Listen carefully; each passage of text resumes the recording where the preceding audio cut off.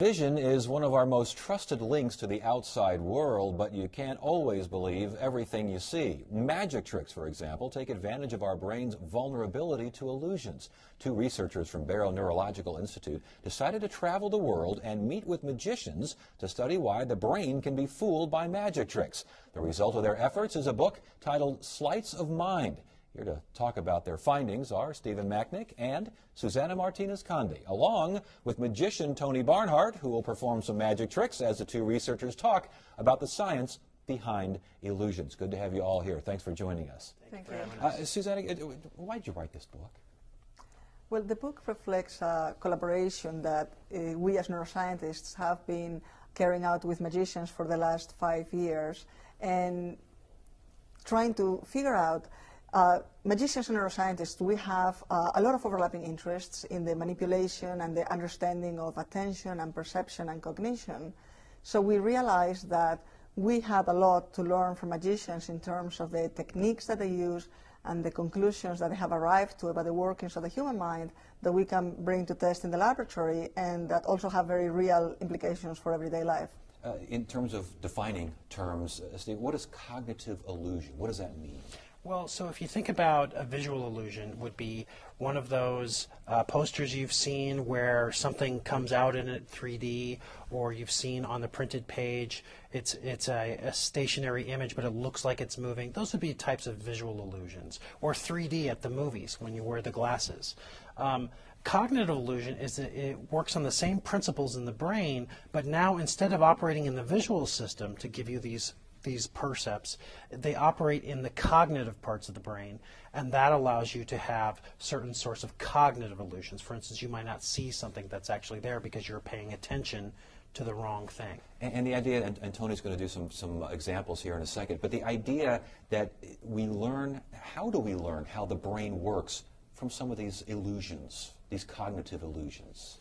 Well, at the Barrow, what we'll do is we'll actually study the brain while they actually do various sorts of tasks, and we'll figure out how it is that the brain operates while doing them. And some of these tasks will be things that cause illusions. So, for instance, magic tricks would be a type of cognitive illusion, or we might show certain other sorts of sequences in which someone has to pay attention very closely to one thing happening, and they miss something else to show that, for instance, multitasking doesn't actually exist. Susana, was there a magic moment, if you will, when you realized that these guys hold something that we can learn from? There was. Steve and I, we were asked to co-organize the annual conference for the Association for the Scientific Study of Consciousness. And this is an academic meeting, and we wanted to host it here in Phoenix, but they told us that that would be too hot in June, and we should go to Vegas instead to have it there. And, well, the board of the association wanted to go to Vegas. Yeah. So we said, okay, we'll do it there. And so we wanted to do something special for our conference, maybe bring some art and science together, something to do with illusions, because as neuroscientists, we use illusions a lot as tools to understand what the brain is trying to do, how it constructs our experience of the world. And Vegas basically gave us the answer. We were thinking about how to bring art and science and the public together, and we saw this everywhere, these giant posters of Penn and Teller and Lance Burton and all these great magicians. So we realized that magicians are these masterful manipulators of attention and awareness, and we should really be talking to them. Okay, well, let's talk to one right now, a master manipulator himself. Go by the name of Magic Tony? Magic Tony. All right. What are you going to do for us first? What are you going to show us? Well, I thought since tonight's show is all about science, maybe we should do a quick and dirty experiment. Would you like to play? Sure, why not? All right. So I've got a deck of playing cards here. I'm going to run my thumb down the edge of the deck, and I just want you to tell me to stop anywhere you like. Stop. Right there. All right. You've selected a card. I'm going to show it to you. I'm going to show it to the camera. I'm not going to look at the monitor, I promise. All right. So you had a free choice of any card in the deck. So we're going to try a quick experiment. So some people think that crystals hold some power. They think that they can magnify telepathic energy. So I thought, if one crystal has this much power, why don't we try 10,000 crystals? All right. See if we can really amp this up. So I spared no expense, and I brought along 10,000 crystals with me this evening. Okay. So what I want you to do is concentrate on your card. and I want you to send the thought of the card to the base of the salt shaker. It'll shoot up through those crystals, it'll be magnified, it'll shoot out those holes, and it'll hit me right in the brain. Yeah, we could wish for a larger target.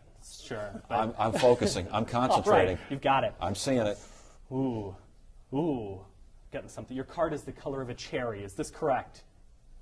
A black cherry. There we go. Yeah. It's, that was close. Yeah. It's a club. Is it a club? Yes, it is. In fact, is your card the ace of clubs? It is the ace of clubs. So that's amazing. But what's even more amazing is that if you look through the deck, in fact, you will not find an ace of clubs. There's no ace of clubs in this deck of cards because that's the card that I keep underneath the salt shaker. All right. Ace of clubs. Oh, that's fantastic. Okay, now, what did he just do? I mean, obviously, Magic Tony has special gifts, but he can't. What happened here? Well, what happened is that what he do when he actually, as you can imagine, put the card beneath the salt shaker, and that was right in front of your field of view. The information was arriving to your eyes, and you were looking, but you didn't see because you were not paying attention. You were paying attention to the wrong thing. The spreading of the cards, that's something that we call in cognitive neuroscience top-down attention or attentional capture, is a wide movement, very striking, that captures your attention, and you cannot see something that is happening simultaneously that is a more subtle motion, such as sliding a card underneath the salt shaker. So you basically did that as you were sliding the card. Absolutely. Would you like to see it again? I guess so. All right. I've already played the fool once. I might as well do it again. So I'm not going to tell you how I got your card where I needed it to be, but I did have it palmed. And so all it took was a spreading of the cards while I placed the salt shaker over your card. I just did it again. I just looked at the cards again while you just did it again. But interestingly, it probably didn't fool everybody at home because there's a big social component to this too that doesn't travel through the camera. Explain. Well, a lot of the tricks that magicians use involve where they're looking. So if I look at my thumb, for instance, people at home are also wondering why am I looking at my thumb. Or if I point up there, sure. This is called joint attention.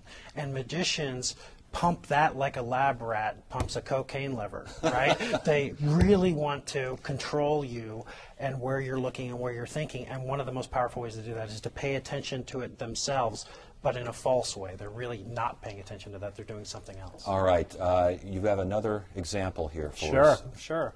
We'll do something with some old antique silver dollars. It's a trick that uses 4 silver dollars and 3 hands.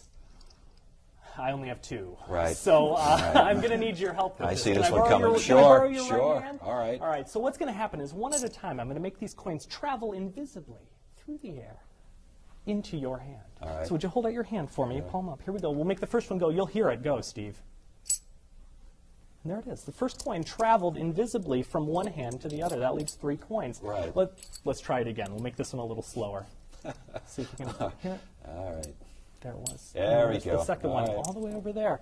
Now, you may be skeptical of what's happening here. Let's try it again. I want to make it as fair as possible. Here we go. One from there over to here. 1 coin left. Now, okay, so you're developing hypotheses by this point. Yes. You might think that it's traveling up my sleeve. I don't want you to think that. Steve, would you hold on to my sleeve? Hold on to my, yeah, very nice. Yeah, that's quite a killer grip. Here we go. Let's see if we can make it happen. And the last coin disappeared. All right. Do you want to explain what happened here?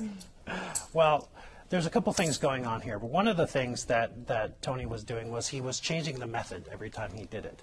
So he wasn't actually, I mean, obviously he was moving the coins from one hand to the other somehow, but he wasn't doing it the same way every time, which is part of the reason that you had a hard time figuring out what he was doing. Because as soon as you saw it happen one time, you're like, oh, maybe he did that. And then the next time it would be something different.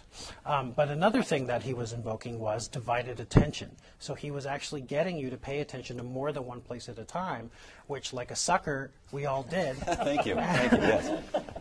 And this keeps you from allocating your attention effectively to either place. So this gets back to the issue of multitasking. When we create our attention in our brain, or when we have attentional spotlight, where we enhance what we're paying attention to, but everything else is suppressed. And the harder you try, the more everything else is suppressed. That's one of the things that Susanna and I have discovered in our work in the brain as well, that this is exactly what's happening.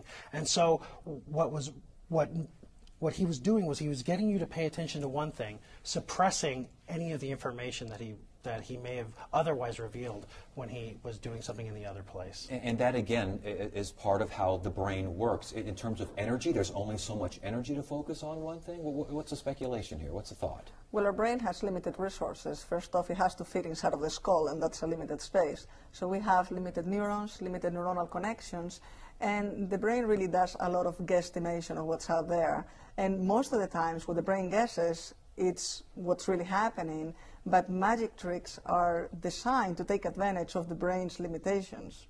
And as a magician, Tony, I mean, I would imagine things like humor or like other, as long as you have someone's attention over on X, you can do anything you want on Y. Absolutely, and humor is integral to magic performances. That's why a lot of magicians become sort of amateur comedians alongside it, because the moment someone understands a joke, all of their attention gets suppressed, all of their external attention, and this is, there's no evidence for this yet, but hopefully it's coming along soon. So when I'm doing close-up magic with people and I have to do some piece of sleight of hand, I like to time it so that the sleight of hand happens with the punchline of a joke.